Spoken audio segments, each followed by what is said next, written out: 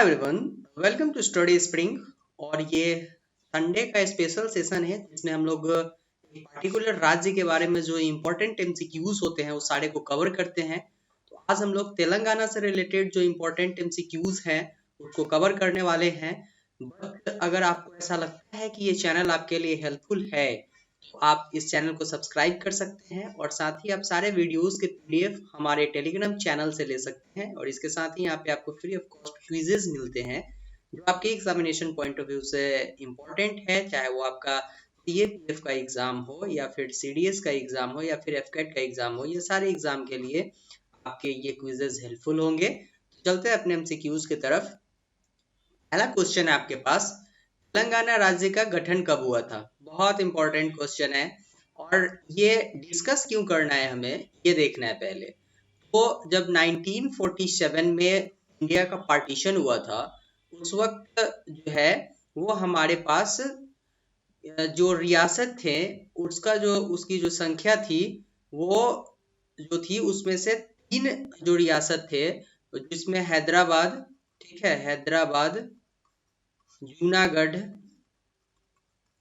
और आपका जम्मू एंड कश्मीर, ठीक है, ये रियासत, ठीक है, 539 थी, इसमें से 542 थी, ठीक है। और इसमें से 3 रियासत जो थे ये तीनों ये इंडिया में नहीं विलय किए हुए थे, ये अपने आप को जो है वो स्वतंत्र रखना चाह रहे थे, ठीक है। क्या होता है कि जम्मू एंड कश्मीर में पाकिस्तानी कबायली आक्रमण करते हैं और इसको इंडिया में मिला लिया जाता है हरि सिंह के कहने के बाद।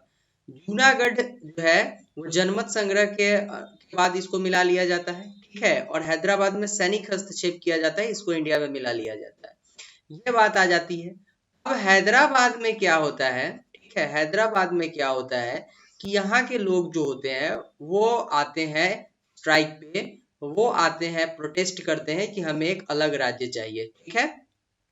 तो 2 जून 2014 को भारत सरकार क्या करती है कि तेलंगाना के रूप में एक आंध्र प्रदेश से निकाल करके नया राज्य बनाती है, ठीक है, जिसमें 10 जिले को जोड़ दिया जाता है, ठीक है। बाकी नेक्स्ट स्लाइड में हम लोग देख लेंगे कि वो जिले कौन कौन से हैं। तो जो राज्य का गठन हुआ है वो आपका 2 जून 2014 को हुआ है और इसीलिए 2 जून 2014 को तेलंगाना राज्य दिवस मनाया जाता है। बहुत इंपॉर्टेंट है। नेक्स्ट क्वेश्चन देखते हैं हम लोग। तेलंगाना राज्य का क्षेत्रफल कितना है? ये मैंने जनसंख्या को यहाँ पे इसलिए मेंशन नहीं किया है, ठीक है। जनसंख्या को हम लोग इसलिए मेंशन नहीं करते हैं कि हर एक सेंसस के बाद, हर एक 10 साल के बाद ये आपका जनसंख्या का जो आपका ये जो संख्या है ये बार बार चेंज होगा, तो इसलिए हम लोग जनसंख्या को नहीं मेंशन किए हैं इस स्लाइड में। जनसंख्या मैसेज आप कर सकते हैं कमेंट बॉक्स में, आपके लिए ये ऑफर है एक तरीका से, क्योंकि मैं होमवर्क देता हूँ और जो भी यूट्यूब चैनल है वो अब हैकिंग के कारण कमेंट्स ऑफ करके रखते हैं अपना, तो मैं अपना कमेंट ऑन करके रखा हूँ। अब जनसंख्या जो यहाँ का पॉपुलेशन है वो कमेंट बॉक्स में कमेंट कीजिए हमको। लेकिन यहाँ का जो एरिया है वो आपका 1,14,840 वर्ग मीटर का है, ठीक है। वो पूरे तेलंगाना का जो क्षेत्रफल है, वो जो एरिया है पूरा राज्य का, वो 1,14,440 वर्ग किलोमीटर है। नेक्स्ट क्वेश्चन देखते हैं हम लोग। तेलंगाना के उत्तर पश्चिम में कौन सा राज्य है?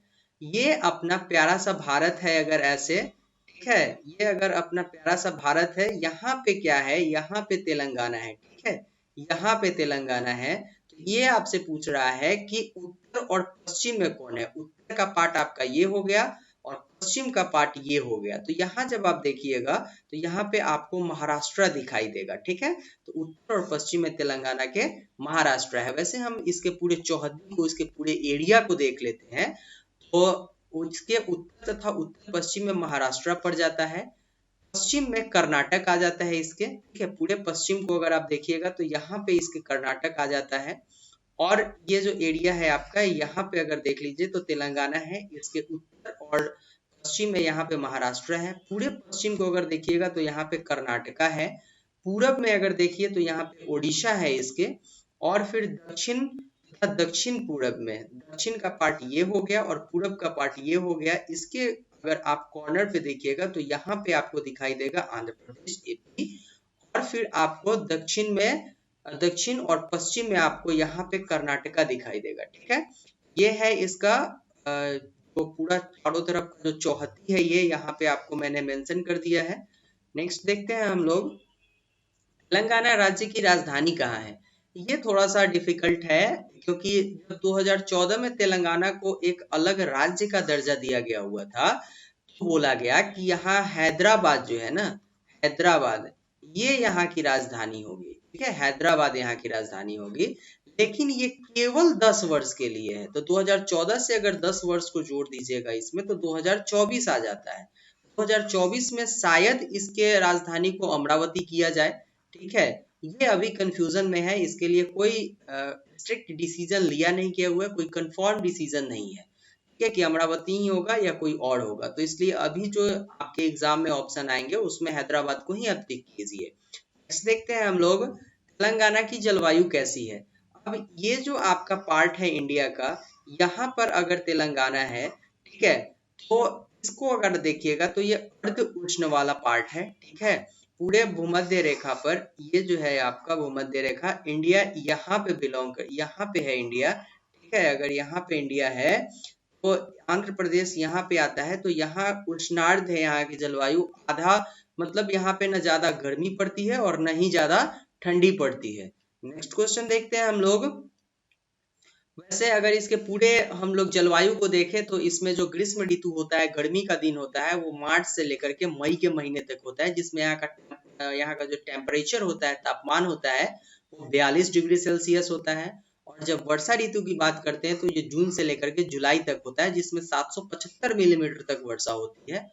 और शीत ऋतु जो होती है, ठंडे का दिन, वो नवंबर से लेकर के फरवरी तक होता है, जिसमें 22 डिग्री सेल्सियस से लेकर 23 डिग्री सेल्सियस तक तापमान होता है। ये ठंडी का दिन है यहाँ का, यहाँ पे 22 डिग्री से लेकर के 30 डिग्री तक का तापमान रहता है। ठीक है, तो ये है, यहाँ पे अगर देखें तो बहुत ज्यादा ठंड नहीं पड़ती है यहाँ पे। ठीक है, नेक्स्ट देखते हैं हम लोग, निम्न में कौन सी नदी तेलंगाना से होकर के नहीं गुजरती है। तो गंगा जो नदी है, ये तेलंगाना से होकर के नहीं गुजरती है, और बाकी जितनी भी नदियां हैं जो तेलंगाना से होकर के गुजरती है, सारे को हम लोग देख लेते हैं। आपका गोदावरी गंगा तेलंगाना से होकर के गुजरती है, कृष्णा गुजरती है, भीमा गुजरती है, मजीरा गुजरती है, और मुशी, ये सारे इंपॉर्टेंट नदियां हैं जो तेलंगाना से होकर के गुजरती है। ठीक है, तो इसलिए इसको याद करना जरूरी है। नोटबुक आप तैयार करते चलिए, क्योंकि वही चीज यहाँ पे मेंशन किया जाता है जो एग्जाम में, केवल एग्जाम में आते हैं बस। नेक्स्ट देखते हैं हम लोग, तेलंगाना का जनसंख्या घनत्व कितना है, मतलब कि 1 वर्ग किलोमीटर में। ठीक है, प्रति मतलब 1 वर्ग किलोमीटर नहीं, 1 किलोमीटर के अंदर में, सपोज दैट ये पार्ट है और यहाँ का ये 1 किलोमीटर हो गया। ठीक है, इस 1 किलोमीटर के अंदर में कितने व्यक्ति रहते हैं, ये इसका जनसंख्या घनत्व हो जाएगा। यहाँ पे 310 व्यक्ति प्रति किलोमीटर रहते हैं यहाँ पे, जो तेलंगाना का जनसंख्या, जो तेलंगाना का जनसंख्या घनत्व है। और ये 2011 के सेंसस से आपको डाटा दिया गया है, बाकी अब जो नया डाटा आएगा उसके हिसाब से आप खुद मेंशन कर लीजिएगा।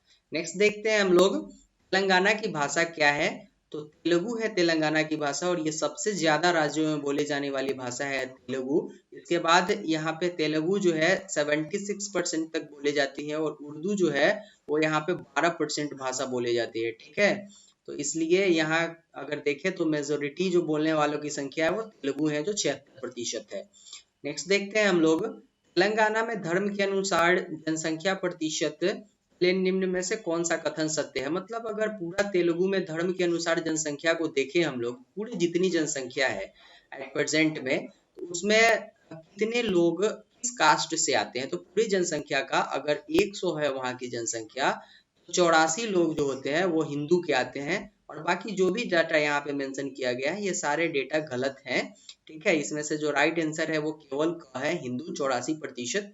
और यहाँ पे अगर देखें तो केवल 12% मुस्लिम होते हैं, और शेष जो ईसाई है वो 2 कुछ परसेंटाइल है, और बाकी जो बचे हुए हैं इसमें और जात लोग आते हैं और कास्ट लोग आते हैं। तो ये आपका हिंदू का जो प्रतिशत है वहां पे वो 84% है। नेक्स्ट देखते हैं हम लोग, तेलंगाना के प्रमुख साहित्य व कला प्रसिद्ध कवि का नाम क्या था। तो पोथाना वहां के जो है वो प्रसिद्ध साहित्य व कला के जो कवि थे उनका नाम था पोथाना। उनके बहुत सारे रचनाएं हैं जिनका नाम हम आपको दिखाते हैं अभी, जो है श्रीमद् आंध्र और महाभागवतामु, ये सारे जो इम्पोर्टेंट रचनाएं हैं वो पोथाना की ही हैं। तो यहाँ से आंध्र जैसे ही तेलंगाना की बात आती है तो तेलंगाना रिलेटेड जो एमसीक्यूज आते हैं वहां पे ये सारे क्वेश्चन पूछे जाएंगे जो इम्पोर्टेंट होंगे, इसलिए सारे को कवर करना जरूरी है। और नेक्स्ट देखते हैं हम लोग तेलंगाना के प्रथम उर्दू कवि। तेलंगाना के प्रथम उर्दू कवि जिनको साहिब दीवानी के खिताब, साहिब जो दीवानी है उनके खिताब से उनको नवाजा गया था, उनका नाम क्या है? तो मोहम्मद मोहम्मद कालीबूतब, ठीक है, मोहम्मद कालीबूतब जो है वो पहले कवि थे उर्दू के जिनको साहिब दीवानी के खिताब से नवाजा गया, मतलब उनका जो उपनाम एक दिया गया वो साहिब दीवान है, ठीक है, साहिब दीवान कातिबुतब को दिया गया है। ये इंपॉर्टेंट है, इसको आप याद कीजिएगा। ये सारे जो है वो एग्जाम में पूछे जाने वाले क्वेश्चन है, इसीलिए इसको मेंशन किया गया हुआ है। नेक्स्ट देखते हैं तेलंगाना में जनजातियों के द्वारा देवी की पूजा की जाती है जिसका नाम क्या है? ये वीवीआई क्वेश्चन है, और जैसे जनजाति वाले क्वेश्चन एक एग्जाम में आते हैं जो यूपीएससी एग्जाम लेती है उसमें, तो अगर कभी भी जनजाति का क्वेश्चन आता है तो वहां से ये सारे क्वेश्चंस बनना जरूरी हो जाता है, वहां से क्वेश्चन पूछ लिए जाते हैं, चाहे वो स्टेट पीसीएस का हो या फिर आईएएस का एग्जाम हो। तो ये जो वहाँ की जनजाति जो लोग हैं तेलंगाना में जो लोग रहते हैं वो जो पूजा करते हैं, ठीक है, उस जिस देवी का पूजा करते हैं उसका नाम है सामाका सारालामा जताड़ा। बहुत लंबा नाम है, लेकिन एक बार अगर आप इस नाम को याद कीजिएगा तो फिर आपको एक बार याद रहेगा कि इतना लंबा नाम है तो यही हो सकता है। ऐसे एग्जाम में कभी तुक्का देने में आपको आसानी होगा, तो ये आपके दिमाग तक कभी आया है क्वेश्चन तो अब आप इसका आंसर राइट दे सकते हैं, ठीक है। बाकी जो वहाँ पे त्योहार मनाए जाते हैं वो बोनालू मनाया जाता है हिंदुओं की तरफ से, जिसमें देवी का त्योहार है वो, और बाचूकम्मा मनाया जाता है जिसमें महागौरी का ये त्योहार है। महागौरी मतलब पार्वती को बोला जाता है महागौरी, तो यहाँ पे बाचूकम्मा जो है वो एक त्योहार का नाम है जो मनाया जाता है, और बोनालू दोनों। नेक्स्ट देखते हैं हम लोग तेलंगाना के जो दर्शनीय स्थल है उसकी संख्या क्या है, ठीक है, ये आपको सारे दे दिए गए हुए हैं। यहाँ पे एक जलप्रपात भी है जो कुंतला जलप्रपात है। ये क्वेश्चन आपके एग्जाम में आते हैं कि तेलंगाना में जो जलप्रपात है उसका नाम क्या है, वाटरफॉल, तो इसका जो नाम है वो कुंतला जलप्रपात है। और बाकी सारे जो आपको यहाँ पे नाम मेंशन किए गए हुए हैं ये ऐसे जगह है जहाँ पे आप जाकर के विजिट कर सकते हैं। अगर आपको कभी मौका मिले तो आप यहाँ पे जाएं और जितने इंपॉर्टेंट चीज है उसको आप देखें, क्योंकि ये कहीं ना कहीं से आपके नॉलेज को बूस्टअप ही करेगा। नेक्स्ट देखते हैं हम लोग तेलंगाना में जिलों की संख्या कितनी है। 2014 में जब तेलंगाना को अलग कर दिया गया था आंध्र प्रदेश से, तो इसको कोई काट दे करके अलग किया गया होगा संसद की तरफ से, ठीक है।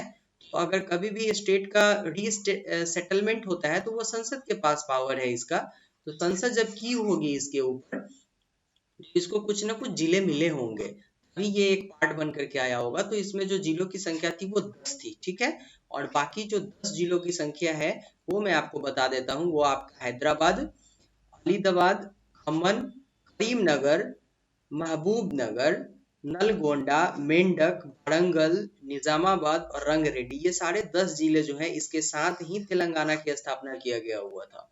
नेक्स्ट देखते हैं हम लोग तेलंगाना का विधानमंडल।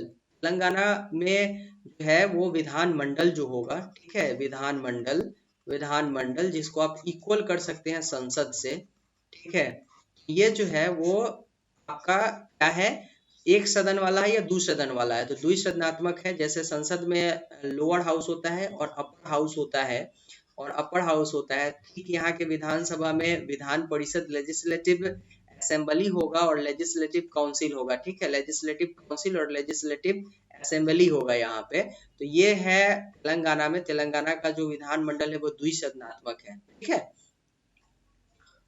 नेक्स्ट देखते हैं तेलंगाना विधान परिषद में सदस्यों की संख्या कितनी है, मतलब इसको आप अपर हाउस बोल सकते हैं, ठीक है। जैसे राज्यसभा होती है अपर हाउस, ठीक है, जो अपर हाउस राज्यसभा है, राज्यसभा अपर हाउस है, उसी तरीके से विधान परिषद जो है वो राज्य में एक तरीके से अपर हाउस होता है, ठीक है। तो इसमें जो सदस्यों की संख्या है वो 40 है। नेक्स्ट देखते हैं हम लोग तेलंगाना विधानसभा में, लोकसभा से इक्वल कर लीजिए आप विधानसभा को, लोकसभा से इक्वल कर लीजिए आप विधानसभा को, यहाँ पे डायरेक्ट सदस्य चुन करके आएंगे और विधान परिषद में जो है इनडायरेक्ट इलेक्शन होता है। तो यहाँ पे आपका विधान जो सभा है उसमें जो सदस्यों की संख्या वो 119 है तेलंगाना में। नेक्स्ट देखते हैं हम लोग तेलंगाना से राज्यसभा में सदस्यों की संख्या कितनी है। तेलंगाना एक जो राज्य है, यहाँ से राज्यसभा में सदस्य जाते होंगे। कितने सदस्य जाते हैं 245 में से? ये देखा गया है यहाँ पे 245 और 250 जो वहाँ के सदस्यों की संख्या उसमें से, जिसमें 12 राष्ट्रपति के द्वारा जो है वो मनोनीत होकर के आते हैं। तो ये पूछा गया है आपसे 245 में से, ठीक है। तो यहाँ से जो राज्यसभा में सदस्यों की संख्या जो जाते हैं तेलंगाना से, जो सदस्य नियुक्त होकर के जाते हैं उनकी संख्या 7 है, ठीक है। नेक्स्ट देखते हैं हम लोग तेलंगाना से लोकसभा सदस्यों की संख्या कितनी है। तो 17 है तेलंगाना से लोकसभा सदस्यों की संख्या। ये सारे वीवीआई क्वेश्चंस हैं जो आपके एग्जाम में डायरेक्ट पूछे जाते हैं। फ्रेंड्स, ये था आज के वीडियो के लिए, जिसमें हम लोगों ने तेलंगाना राज्य से रिलेटेड जो वीवीआई टॉपिक है जो आपके एग्जाम में डायरेक्ट पूछे जाते हैं उस सारे को मैंने कवर किया है। अगर आपको ऐसा लगता है कि ये सारे वीडियोस आपको हेल्प कर रहे हैं तो आप चैनल को सब्सक्राइब कर सकते हैं। अदरवाइज आप सब्सक्राइब नहीं भी कर सकते हैं, लेकिन इस सारे का पीडीएफ आप हमारे टेलीग्राम चैनल जो है वो स्टडी स्प्रिंग से ले सकते हैं। साथ ही क्विज का फायदा उठा सकते हैं और लाइव चैट हमसे 5 बजे हर एक दिन कर सकते हैं आप, संडे को छोड़ करके फेसबुक पे। मैं 15 मिनट के लिए हर एक दिन फेसबुक लाइव आता हूँ आपके क्वेरीज का आंसर देने के लिए। ये था आज के वीडियो के लिए। आज हम लोगों ने तेलंगाना राज्य से रिलेटेड सारे इंपॉर्टेंट एमसीक्यूज को कवर कर लिया है। ये यहाँ पे था आपका तेलंगाना। ये था। अगर आपको ऐसा लगता है कि ये वीडियो आपके लिए हेल्पफुल है तो चैनल को सब्सक्राइब कीजिए, शेयर कीजिए जितना हो सके। मिलता है नेक्स्ट वीडियो में। Thank you and good bye.